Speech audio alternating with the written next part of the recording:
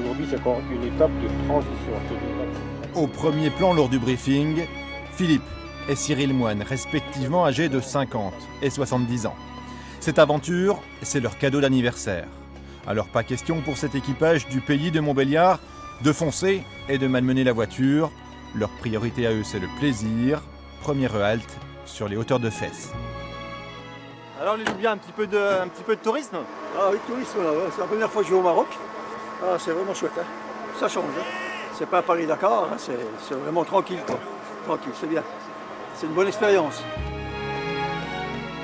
Allez, allez. Alors, ce qu'il faut, c'est leur parler avec beaucoup de douceur Voilà, à beaucoup ces de douceur, mécaniques. très doux, C'est voilà, des vieilles c'est ça. dames, il faut les respecter. Qui nous emmène loin. Les gars à leur En grand sport, âge. En sécurité. Voilà. Et mon ami, Et avec plaisir.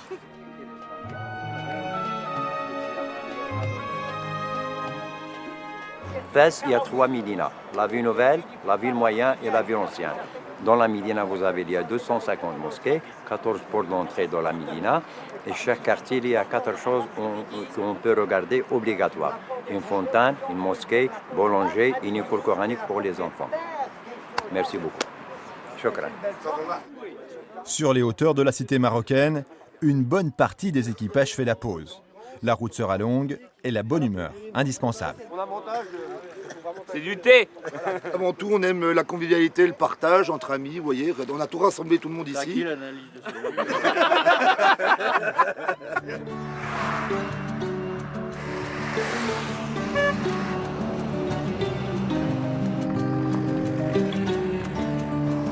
« 90 km plus loin, rencontre inattendue dans la forêt des cèdres d'Azrou. Les macaques guettent les touristes. Père et fils en profitent donc pour rapporter quelques photos souvenirs.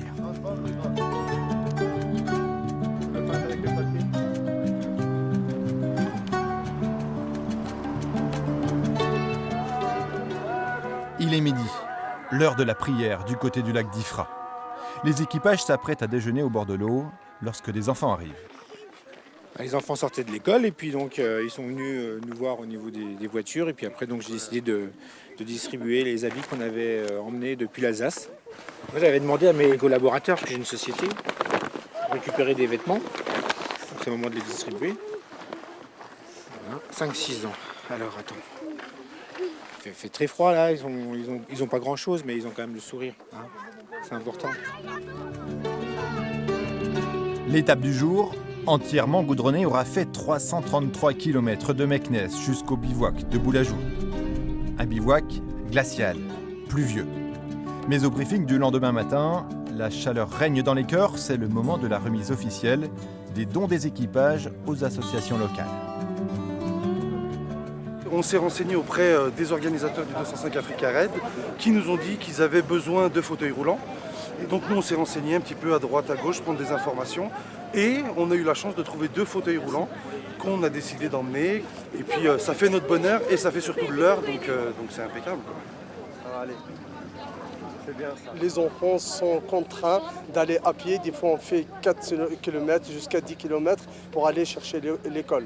Et dans cette région montagneuse, c'est un climat pénible. Donc les enfants, ils ont besoin de se réchauffer, ils ont besoin des doudounes, ils ont besoin des affaires chaudes pour arriver à l'école quand même, ou à des écoles où il n'y a pas de chauffage.